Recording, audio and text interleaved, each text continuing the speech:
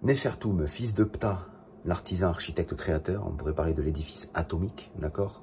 Vous parlez du point zéro et l'atome, tout ce qui est manifesté, c'est le Père, c'est Ptah, le Père de la création, l'architecte.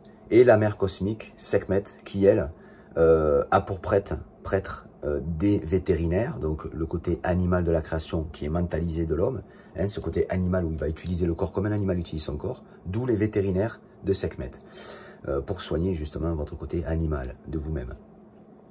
Quand on vénère hein, des entités, on est accompagné.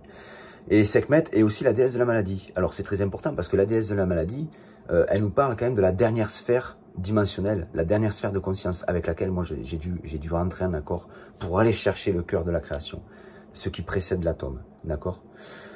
C'est le mental qui doit traverser toutes ces choses, d'accord?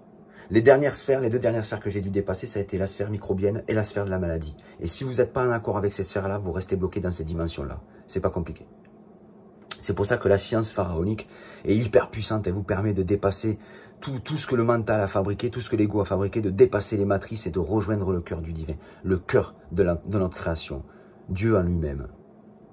Voilà ce que c'est que la science pharaonique. C'est le chemin de l'homme, le chemin de l'humanité.